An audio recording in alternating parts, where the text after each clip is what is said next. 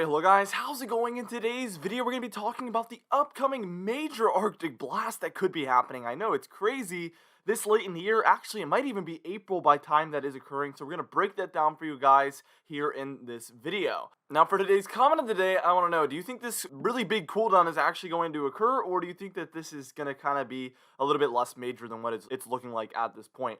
Let me know in the comments down below, and I'll be picking one of those for tomorrow's video. Now let's get straight into things. I'm going to show you guys the heights real quick. This is the 500 millibar heights. So you can see this is kind of the pattern that we're in a little bit in later March here.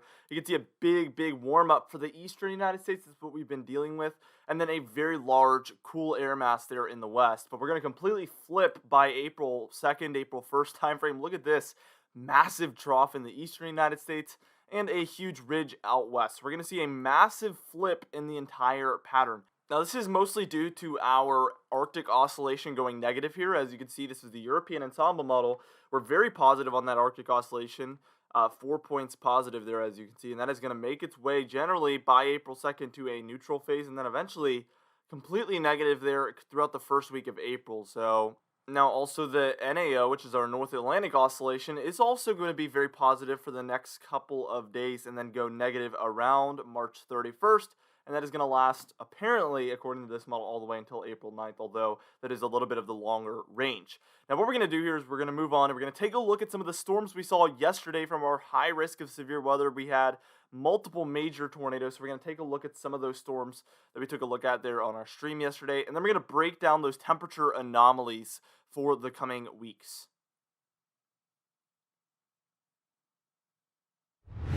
Alright, now here we are taking a look at that first frame there, and this was our first point where we basically were about to have a tornado touchdown. This was 1:11 p.m.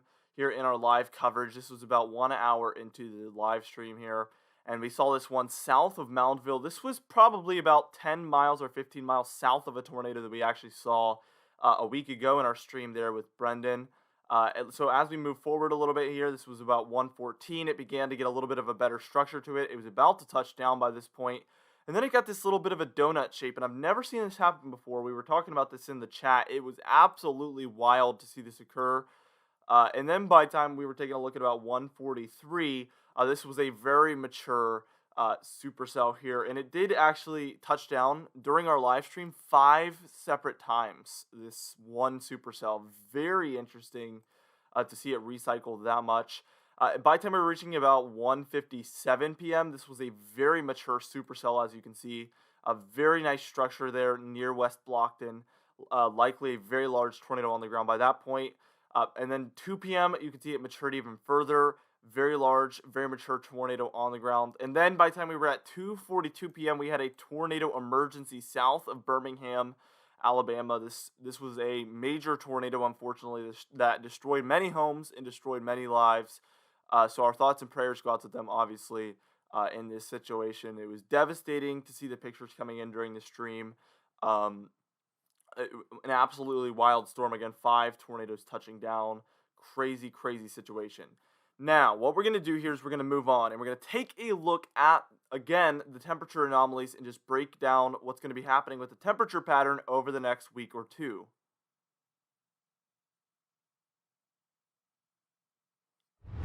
Now, first things first, I need to show you guys the upper air so we can get an idea of what's going on. Again, trough in the west, and then now trough in the east by the time we're taking a look at April 2nd. That first frame was March 22nd, by the way.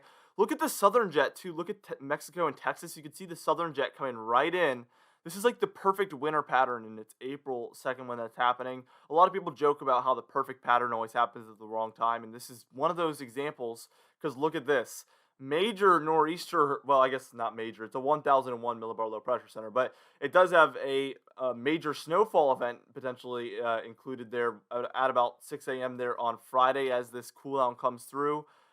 So you're seeing that southern jet bring in a storm track that just works perfectly with that cooldown to bring a snow event there. Very interesting to see a snow event of that magnitude this late. Not impossible, but very interesting there.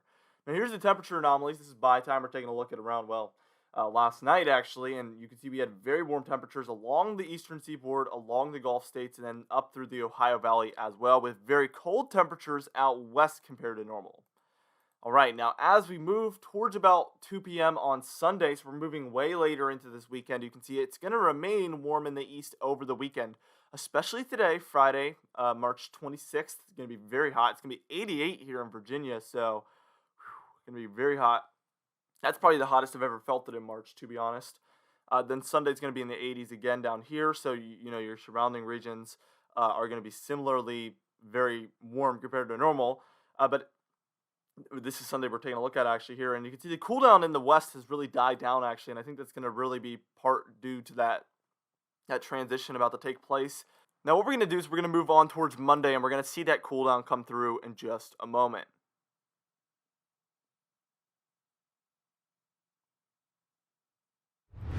All right, now here we are taking a look at Monday, and as you can see, a little bit of cooler air makes its way into the eastern United States, some warmer air in the central United States, and then some cooler air still up there for the Pacific Northwest. This is kind of a weird date there where it's kind of in an awkward pattern.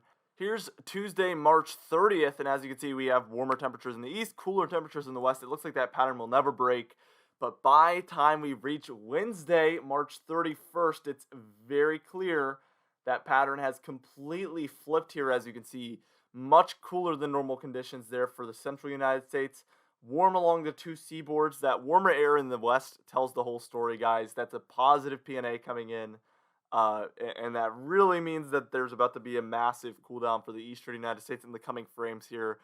So that is a really, really key indicator there, to say the least. Look at the temperatures in here. A lot of those greens is where we're at about 10 to 15, even 16 or 17 degrees below normal Fahrenheit there for the central United States, even the Gulf states down there. Big cool down. But those second layer of blues there inside the greens, that's where we're at about 15 to 30 degrees below normal. And I'm seeing that somewhere on this map is about 30 degrees below normal here. It says 30.2 is the minimum, or I guess the maximum below normal temperatures we're seeing in here. So that is somewhere, I'm guessing that's actually up there in Canada. As you can see, there's actually a very deep blotch of cold air there that looks to be in a deeper shade of blue there than the central United States. Let's move towards April 1st when that cool down is going to be in full effect here. And as you can see, this is at about maybe 1 or 2 p.m. here on Thursday, April 1st. And that is a full-blown Arctic blast for the eastern United States. Really, the way this works and how potent this cold air is going to be, it's going to be a shock considering how warm this weekend is going so far. So again, 10 to 15 degrees below normal there in the greens. In the blues, 15 to 30 degrees below normal. So throughout the entire Ohio Valley there, the Northeast, the Gulf states, we're all taking a look at pretty significantly below normal temperatures. And look out west. Look at how hot it's going to get, guys. So full-on positive PNA out there. You guys are probably going to enjoy the relief from that cool air you've been feeling, but in the East Coast, we're going to be feeling that cold air again. So I think everybody's pretty much dreading that out east. Everybody has been pretty much enjoying the nice weather lately. So what we're going to do here is we are going to move on, and we're going to move on towards April 2nd, where things could actually get a lot colder in just a moment. So we're going to take a look at that, and then we're going to move on with that a little bit further into the run.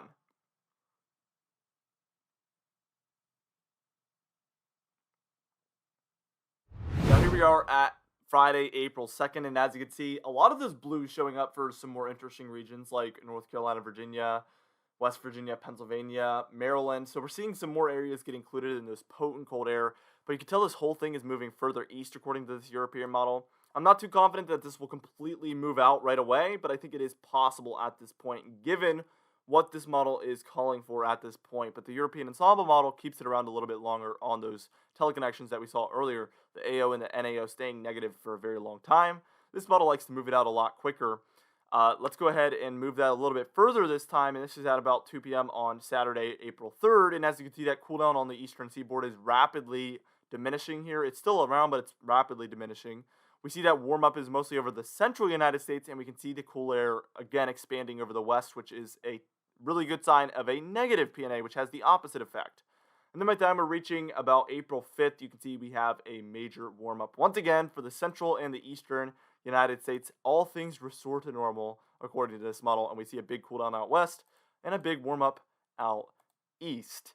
All right, anyway, for today's confidence tab, We're at a 4 out of 6. This is a little bit of a longer range outlook here. I don't know to what degree this Arctic blast will be, but I do know to a certain extent we are expecting a Arctic blast. So for now, we're at a 4 out of 6. We will talk more about this in the coming days.